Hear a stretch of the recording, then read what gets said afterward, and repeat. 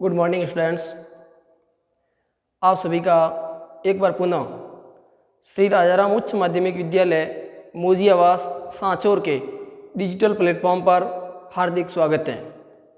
मित्रों, आज मैं आपके सामने कक्षा 10 की एक बिंदु है कारक। इस कारक बिंदु का अपन जो अध्ययन करेंगे। मित्रों, ये बिंदु कक्षा 10 में तो आता ही है, उनके साथ साथ में जो प्री पीटीटी और जो बीएसटीसी की तैयारी कर रहे हैं उनके लिए भी, और सामान्य हिंदी के जो भी विद्यार्थी हैं उन सभी के लिए भी ये बिंदु जो है जो समान रूप से उपयोगी है। अब अपन देखते हैं ये कारक को। सबसे पहले कारक किसे कहते हैं? तो कारक कहें तो कारक का शाब्दिक अर्थ होता है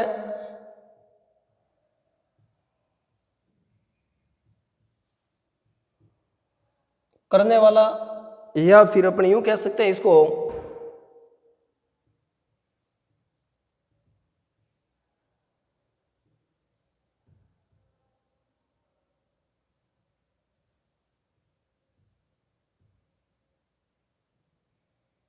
क्रिया का निष्पादक। कारक शब्द का शाब्दिक अर्थ होता है करने वाला, यह जो क्रिया का निष्पादक, यानी जो व्यक्ति क्रिया का निष्पादन करता है वो है जो कारक कहलाता है। ये इनका शाब्दिक अर्थ देखा। अब है जो अपन इसकी जो परिभाषा को देखेंगे।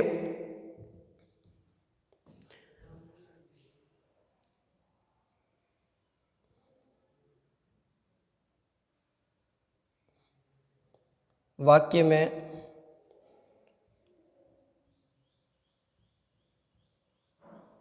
प्रयुक्त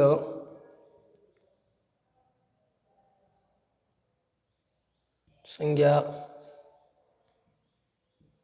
या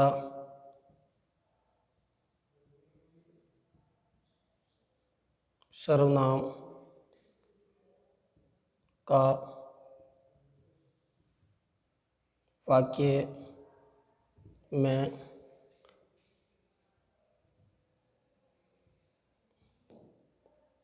प्रयुक्त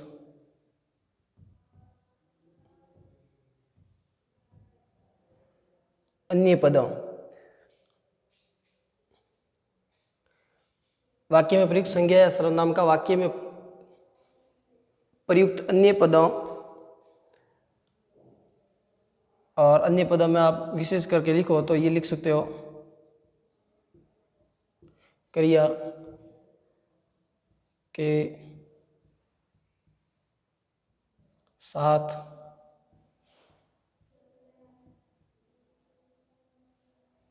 संबंध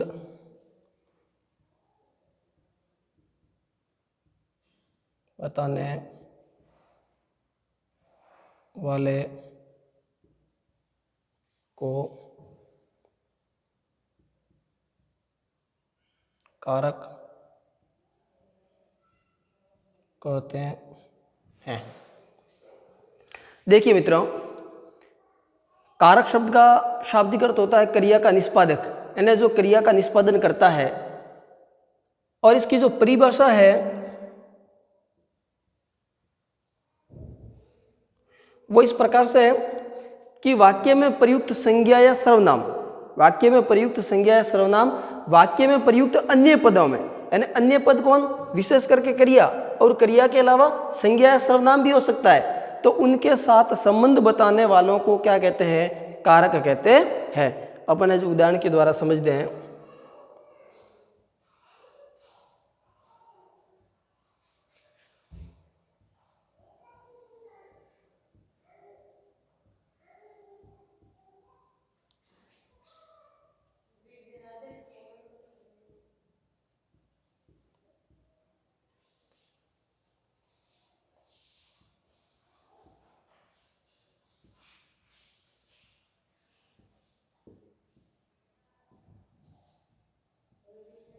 देखिए मित्रों, ये जो एक मैंने वाक्य लिखा है, और इस वाक्य को देखिए किस प्रकार से आप इस वाक्य को देखने के बाद समझ जाएंगे कि कारक क्या होता है।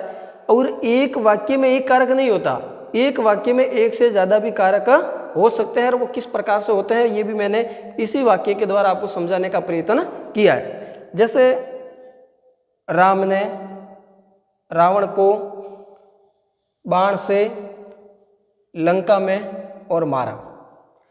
राम ने रावण को बाण से लंका में मारा, ये जो वाक्य है इसमें किस प्रकार से जो कारण है, कारक है, वो है जो प्रयुक्त हो रहा है। तो सबसे पहले अपन ने ये लिखा था कि वाक्य में प्रयुक्त संज्ञा या सर्वनाम, यानी वाक्य में जो ये संज्ञा शब्द जो प्रयुक्त हुए हैं, संज्ञा या सर्वनाम वाक्य में प्रयुक्त अन्य पदों, यानी वाक्य में जो अन्य पद है, जैसे वाक्य में प्रयुक्त जो संज्ञा या सर्वनाम है उनका वाक्य में अन्य, और अन्य में क्रिया भी है और संज्ञा और सर्वनाम भी हो सकता है। अन्य पदों के साथ संबंध बताने वाले को क्या कहते हैं? कारक। अब जैसे देखिए, ये मारना क्रिया है और राम ने, यह है जो इसका करता है, क्योंकि मारने की क्रिया संपन्न कौन कर रहा है? राम कर रहा है। और ये आप इस बात को जानते हैं कि क्रिया को करने वाले को क्या कहते हैं? कर्ता कहते हैं। क्रिया को करने वाले को कर्ता कहते हैं। तो अब इस ये जो संज्ञा शब्द है इनका वाक्य में प्रयुक्त अन्य पद, अन्य पद कौन सा? ये, इनके साथ में सीधा संबंध है, इसीलिए यहाँ पर है जो आपका क्या होगा? कारक माना जाएगा। अब इसको देखिए, राम ने रावण को बाण से लंका में मारा। अब ये जो मारा, मारना कहिए किसको मारा? तो रावण को मारा। यानी रावण शब्द जो है, ये जो संज्ञा है, इस संज्ञा का इस क्रिया से सीधा संबंध है, और इसी संबंध को, किस प्रकार का संबंध है, उसी को अपन क्या कहते हैं? कारक कहते हैं। ये ना, अब ये कर्म का संबंध है भाई, राम तो क्रिया को करने वाला था तो इसमें कर्ता कारक हो गया।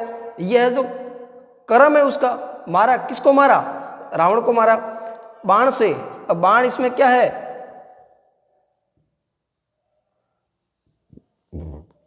साधन है। यानी रावण को मारा तो किससे मारा?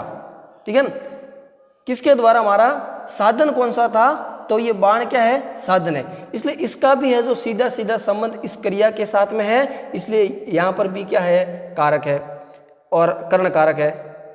कहां पर मारा? तो लंका में मारा। कहां पर मारा? लंका पर, लंका में। तो यहां पर भी आपका है जो क्या हो जाएगा? अधिकरण कारक हो जाएगा। इस प्रकार से वाक्य में प्रयुक्त संज्ञा सर्वनाम शब्दों का वाक्य में प्रयुक्त अन्य पद, और आपको पता होगा जैसे अगर राम में या लिखूं तो यह शब्द कहलाएगा, लेकिन जैसे ही विभक्ति के साथ में कोई शब्द वाक्य में प्रयुक्त होता है तो हिंदी में अपने क्या कहलाता है? वो पद कहलाता है। ठीक है ना, जो मैंने लिखा है कि अन्य पदों, तो जैसे ही कोई शब्द वाक्य में प्रयुक्त होता है तो वो पद कहलाता है। अब राम ने रावण को बाण से लंका में मारा, इन सभी वाक्यों में क्या है? आपके कारक है। इन सभी वाक्यों में आपके कारक है। तो जैसे इसमें देखें तो 1 2 3 4, एक ही वाक्य में कितने कारकों का प्रयोग किया गया है? 4 कारकों का प्रयोग किया गया है। राम ने में कर्ता कारक है क्योंकि क्रिया को ये करने वाला है, इसका संबंध क्रिया के साथ में क्या है? क्रिया को संपन्न करने वाला। रावण यानी कौन सी क्रिया कर रहा है? मारना क्रिया किसके ऊपर कर रहा है? उस मारने क्रिया का फल किस पर पड़ रहा है? रावण पर। तो ये रावण फिर किससे मारा है? साधन कौन है? बाण। कहां पर मारा है? लंका में। तो ये जो चीजें हैं, इस प्रकार से अपन कह सकते हैं कि वाक्य में प्रयुक्त कोई भी संज्ञा है, सर्वनाम शब्द है, उनका वाक्य में प्रयुक्त जो अन्य पद है उनके साथ में जो संबंध बताते हैं उनको क्या कहा जाता है? कारक कहा जाता है। इस प्रकार से एक ही वाक्य में एक से अधिक कारक भी प्रयुक्त हो सकते हैं। ये चीज अपन ने देखी।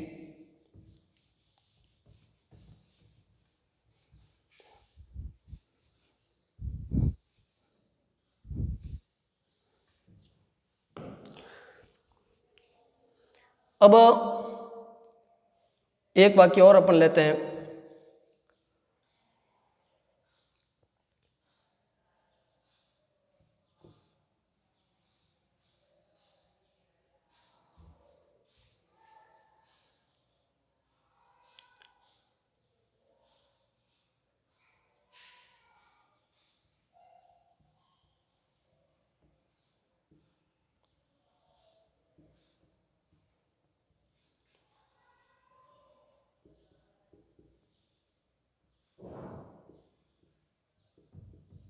ये वाक्य, मोहन बस के द्वारा गांव गया या घर गया, जैसा भी है। तो अब इसके अंदर जो जाना क्रिया है उसका मोहन क्या है, करता है, यानी मोहन का सीधा संबंध जब क्रिया से है तो यहाँ पर आपका कौन सा कारक हो जाएगा, कर्ता कारक। अपन ने ये पढ़ा था कि वाक्य में प्रयुक्त संज्ञा या सर्वनाम का वाक्य में प्रयुक्त अन्य पदों के साथ में जो संबंध है वो क्या कहलाता है, कारक कहलाता है। बस के द्वारा से या के द्वारा किस में आता है, कर्ण में। क्यों, क्योंकि ये बस है वो किसका काम कर रही है, साधन का काम कर रही है। और कहाँ गया है, तो गांव में, तो यहाँ पर कौन सा हो जाएगा आपका, अधिकरण हो जाएगा। ये जो चीजें हैं इस प्रकार से ये देखा कि किस प्रकार से कारक होते हैं। एक और उदाहरण ले लेते हैं, उसके बाद में अपन आगे बढ़ते हैं।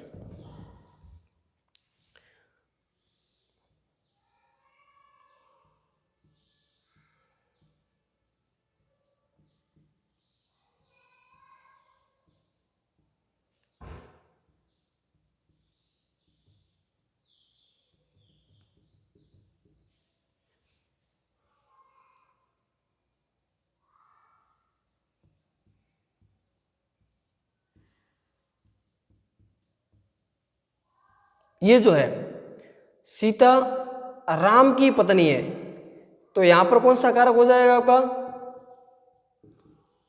संबंध। यानी सीता का राम के साथ में संबंध क्या है, तो एक पत्नी का जो संबंध है वो तो यहाँ पर आ जाएगा आपका संबंध। यहाँ पर मेरी पुस्तक, तो ये भी पुस्तक का है जो मेरे साथ में जो संबंध है, तो यहाँ पर कौन सा कारक हो जाएगा आपका, संबंध कारक हो जाएगा। इस प्रकार से जो हिंदी के अंदर 8 कारक है, अपन है जो इनको एक एक करके सभी को है जो पढ़ेंगे। तो आपने ये समझ लिया होगा कि कारक क्या होता है और कारक का प्रयोग किस प्रकार से होता है। और एक चीज और बता दूं, जैसे आपको कोई भी वाक्य दिया, ठीक है ना, जैसे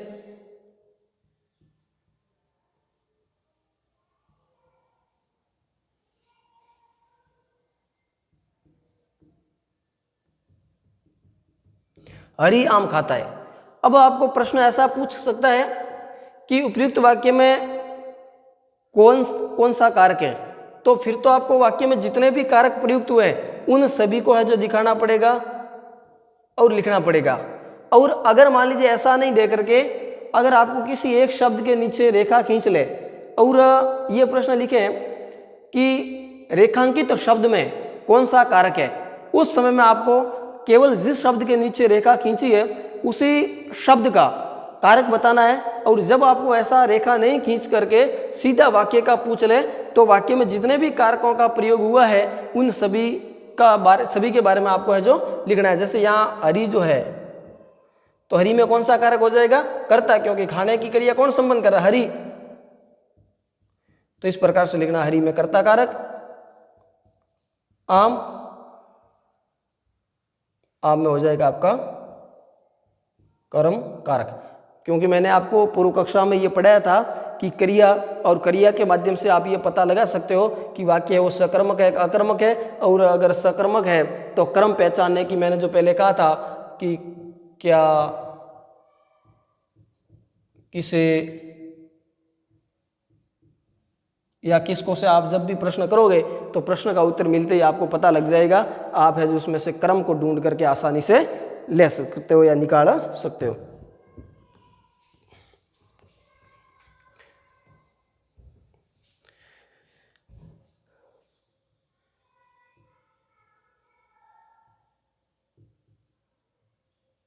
अपने हिंदी में कारक कितने हैं, 8। संस्कृत के अंदर हालांकि संबंध को कारक नहीं माना गया है, संबंध को कारक नहीं माना गया। क्यों, क्योंकि उन्होंने ये कहा कि संबंध का कारक जो है उस संबंध का सीधा सा संबंध है जो क्रिया से नहीं होता है। संबंध का सीधा संबंध है वो क्रिया से नहीं होता है। जैसे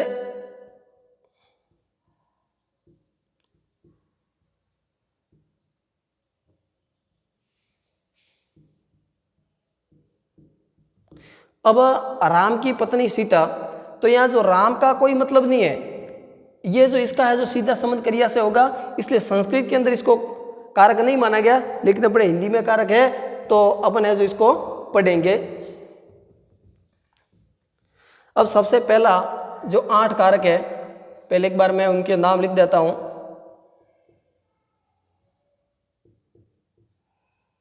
कर्ता कारक,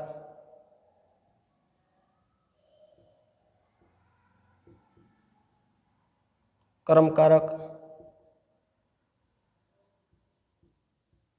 करण कारक,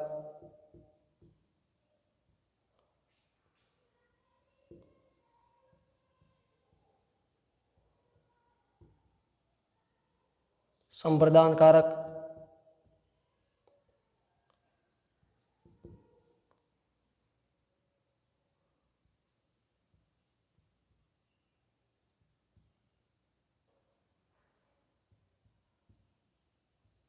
उपादान कारक,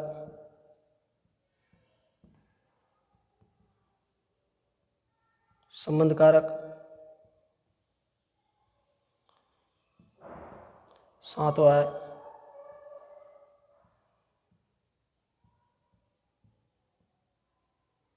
अधिकरण कारक, और आपके 8वां है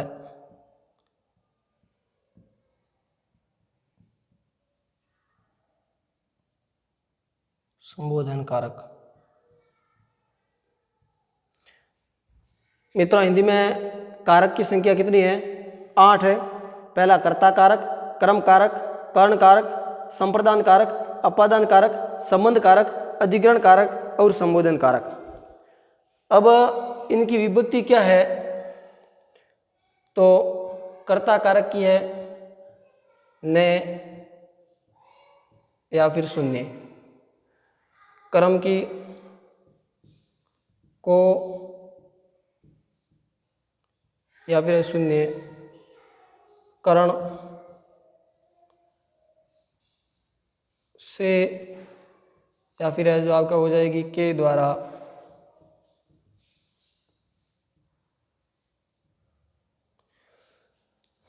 संप्रदान के लिए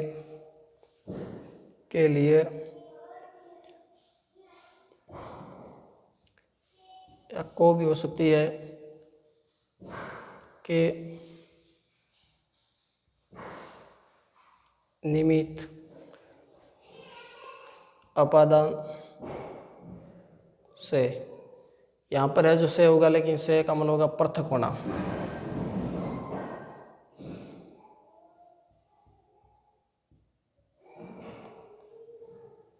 संबंध में क्या होगा?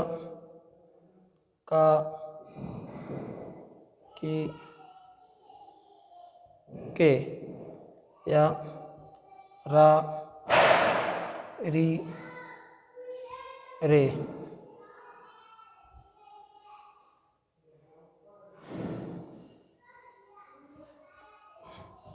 ठीक है। फिर अधिकरण में पर, संबोधन में हे, अरे आदि।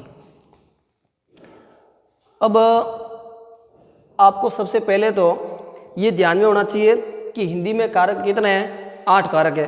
कौन कौन से हैं? 8 के नाम आपको ध्यान में होना चाहिए। कारक के नाम के बाद में इसकी विभक्ति जो चिन्ह है वो कौन कौन से हैं, उनकी जानकारी होनी जरूरी है। ने या शून्य, कर्ता ने, कर्म को, कर्ण से, संप्रदान को, के लिए, उपादान से, पृथक होना, संबंध का, के, की, यारे, री, ना, ने, नी। ठीक है ना। उसके बाद अधिकरण में मैं, पर और संबोधन में ए, अरे। अब जो मैंने यहाँ 2 जगह शून्य शून्य जो शब्द लिखा है, इस शून्य का अर्थ क्या होता है? तो इसका मतलब यह है कि या तो के विभक्ति ने हो सकती है, या जो बिना विभक्ति के भी हो सकता है, जैसे राम घर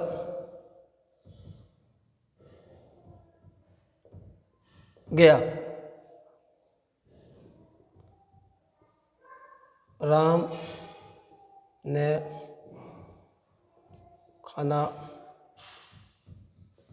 खाया। अब यहां पर है जो भले ही आपके ने विभक्ति चिन्ह नहीं है, फिर भी इस राम में कारक कौन सा है? कर्ता। क्यों? क्योंकि जाने की क्रिया कौन संपन्न कर रहा है? राम। अर्थात क्रिया को संपन्न करने वाला क्या कहलाता है? कर्ता। तो इसलिए इसमें भले ही आपके कारक चिन्ह नहीं लगा हुआ है, फिर भी इसमें है जो कारक आपका कर्ता होगा। और अगर ये दिया हुआ है न, तब तो आपको कोई समस्या ही नहीं है। दूसरी चीज वेरी वेरी इंपॉर्टेंट और नोट करने लायक वो यहाँ पर है, अमूमन विद्यार्थी यहाँ पर गलती करता है और वो इसको एक शब्द यहाँ पर और वो जोड़ देता है, वो है पे, कि मैं पे पर, ऐसा अमूमन याद हो जाता है और बचपन से ऐसी आदत पड़ी हुई है तो उसको वही पढ़ दिया जाता है। विद्यार्थियों, ये पे कोई शब्द नहीं होता, पे कोई शब्द नहीं होता। या तो अगर अंदर है तो मैं होगा और ऊपर है तो पर होगा, बाकी पे है जो अपने हिंदी में कोई होता ही नहीं है। तो यहाँ पर है जो थोड़ा सा आप ध्यान रखें। अब है जो अपन एक एक करके पढ़ दे।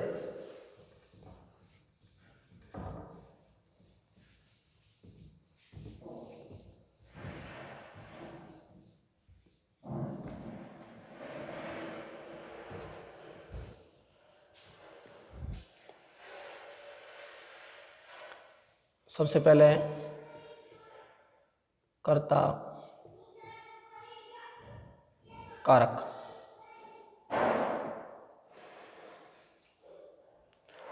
इसकी अगर मैं परिभाषा लिखूं तो वाक्य में प्रयुक्त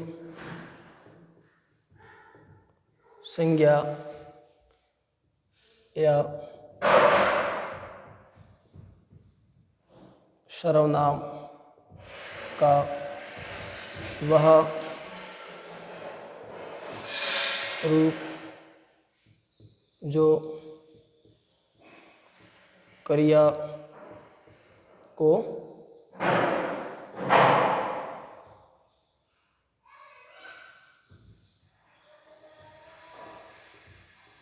करता है,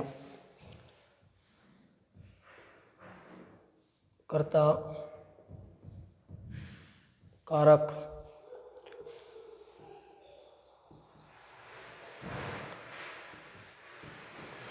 कहलाता है। कर्ता कारक वाक्य में प्रयुक्त संज्ञा या सर्वनाम का वह रूप जो क्रिया को करता है क्या कहलाता है? कर्ता कारक कहलाता है। हालांकि मित्रों, ऐसा प्रश्न या परिभाषा आपसे नहीं पूछी जाती है, आपसे केवल वाक्य देकर के पूछा जाता है कि उपयुक्त पद में या रेखांकित पद में कौन सा कारक है। देखते हैं अपन उदाहरण।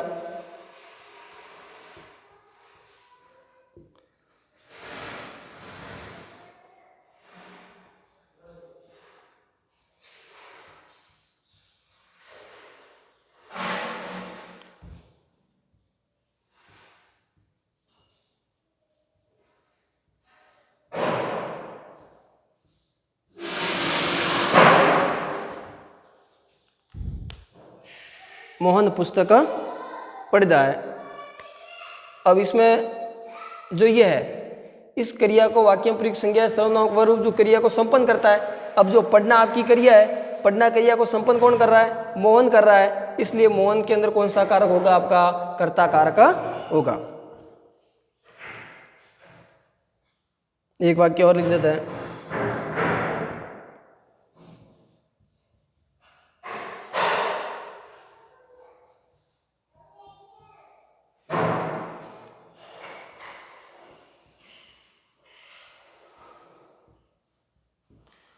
राम ने गाय बेच दी। अब जो बेचना क्रिया है वो कौन कर रहा है? राम कर रहा है। अब अगर ऐसा दिया हुआ है तब तो यहाँ विभक्ति चिन्ह लगा हुआ है और आप सीधी ये पहचान कर सकते हो कि राम ने, और ने जो पहचान चिन्ह है, कर्ता ने अपन ने पढ़ा था कि वो कर्ता कारक है, तो राम में कौन सा कारक हो जाएगा? कर्ता कारक हो जाएगा। फिर भी आपको यहाँ से ये देखना है कि बेचना जो क्रिया है वो कौन संपन्न कर रहा है? बेचने की क्रिया किसने की है? राम ने की है। तो राम है जो इस क्रिया को करने वाला है अर्थात जो क्रिया को संपन्न करता है या जो क्रिया को करता है उसमें कौन सा कारक होता है, उसमें है जो कर्ता कारक होता है।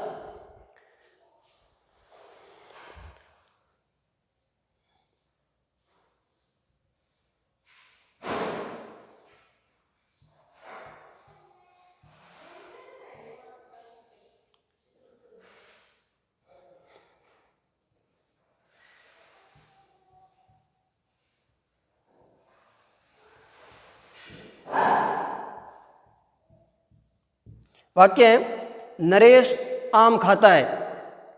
अब यहाँ भले आपका विभक्ति चिन्ह नहीं है, लेकिन आपको पता है कि खाने की क्रिया है वो कौन संपन्न कर रहा है, नरेश कर रहा है। अगर नरेश ये खाने की क्रिया संपन्न कर रहा है तो नरेश इस क्रिया का क्या है, करता है। और जैसे ही ये इस क्रिया का करता है तो इस वाक्य के अंदर या इस शब्द के अंदर, इस पद के अंदर कौन सा कारक हो जाएगा, आपका कर्ता कारक हो जाएगा। इस प्रकार से आप जो और भी उदाहरण लेकर के जो आपके पास में किताबों, उन किताब से या आप अपने कहीं इधर उधर जहाँ से मिले वहाँ से लेकर के ज़्यादा से ज़्यादा वाक्यों को करने का प्रयोग करें। कोई भी किसी भी प्रकार की समस्या है तो निश्चित रूप से आप कमेंट बॉक्स में ज़रूर लिख दें। मैं आशा करता हूँ शायद आपको कर्ता कारक समझ में आ गया होगा। बिल्कुल सिंपल है, बस थोड़ा सा ध्यान लगा करके अध्ययन करने की ज़रूरत है।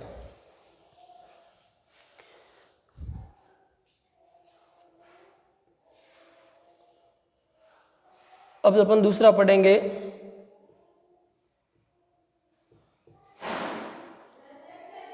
कर्म कारक। क्रिया का फल जिस पर पड़ता है वह जो कर्म कहलाता है।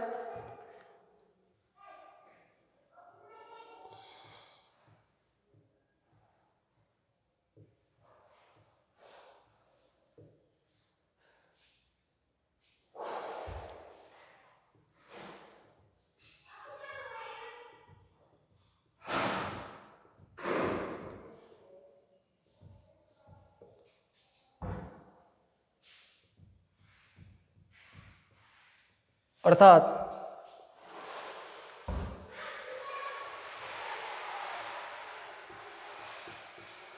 कर्ता जिसे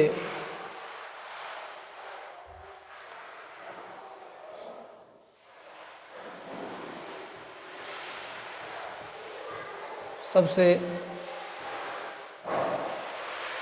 अधिक चाहता है उसे कर्म कारक कहते हैं। एक चीज मित्रों यहाँ आप नोट करके लिख देना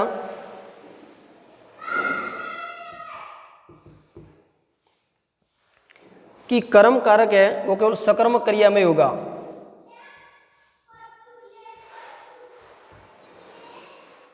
कर्म कारक सकर्मक क्रिया में ही होगा। जो आपका ये कर्म कारक है वो मित्रों केवल और केवल जो आपकी सकर्मक क्रिया है उन्हीं में होगा। अकर्मक क्रिया में कभी भी है जो ये आपका कर्म कारक नहीं हो सकता। क्यों? क्योंकि जब मित्रों क्रिया के साथ में कर्म दिया हुआ ही नहीं होगा तो फिर है जो कर्म कारक के कैसे होगा, हो ही नहीं सकता।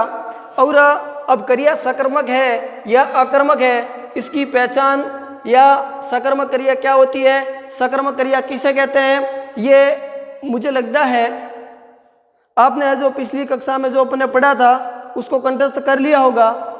जिन विद्यार्थियों ने नहीं पढ़ा है तो इसको पढ़ने से पहले एक बार जरूर आप क्रिया वाला जो बिंदु था उस बिंदु को एक बार उनका व्यवस्थित अध्ययन कर लें तो है जो आपको ये बात आराम से समझ में आ जाएगी।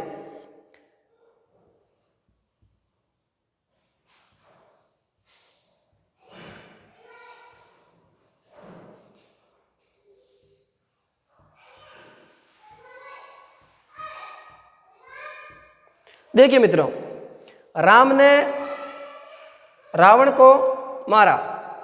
अब जो मारने की क्रिया है इसका फल किस पर पड़ रहा है? रावण पर। राम ने जो किसको मारा है? रावण को। तो रावण में आपका कौन सा हो जाएगा? कर्म कारक हो जाएगा। वैसे यहाँ आपके ये विभक्ति चिन्ह भी है, कर्ता ने कर्म को, तो सीधा ये लग रहा है, सीधा सा ये है जो दिख रहा है। और राम ने इसको अपन ने पहले पढ़ ही लिया है, कौन सा कारक हो जाएगा आपके? इसमें है जो आपका कर्ता कारक हो जाएगा। इस प्रकार से और अपन वाक्य देखते हैं।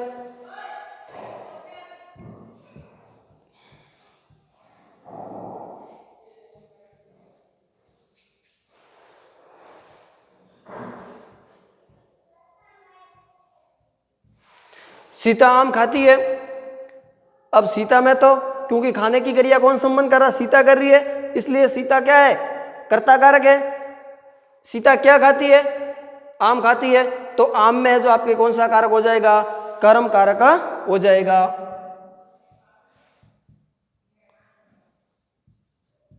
ठीक है। और खाती क्रिया है और है क्या है, ये मैंने आपको पूर्व कक्षा में मैं आपको समझा चुका हूँ, बता चुका हूँ कि ये है वो क्या है। इसलिए अब भी आपके मन में कि है मतलब है, अब ये है नहीं होना चाहिए, और है के बारे में निश्चित रूप से आपको जानकारी होनी चाहिए कि यह है जो एक सहायक क्रिया है।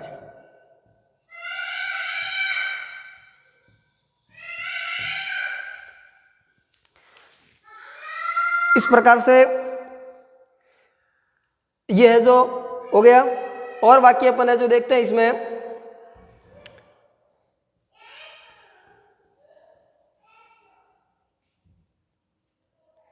मोहन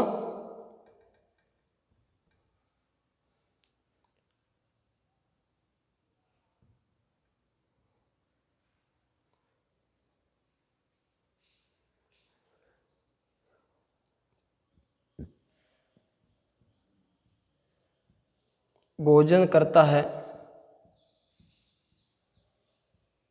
मोहन भोजन करता है, तो मोहन में आपके कर्ता कारक हो जाएगा, और भोजन में आपका है जो क्या करता है? भोजन। तो भोजन में कौन सा कारक हो जाएगा? कर्म कारक हो जाएगा। इसके अलावा भी और भी अपन लिख सकते हैं। जैसे मैं आपको ये बताऊं कि ये केवल सकर्मक क्रिया में होगा, तो इसका मैं एक उदाहरण बता देता हूं। जैसे जैसे ही क्रिया आपकी अकर्मक होगी तो है जो आपका कर्म कारक उसमें नहीं हो सकता। जैसे मैं लिखूं मोहन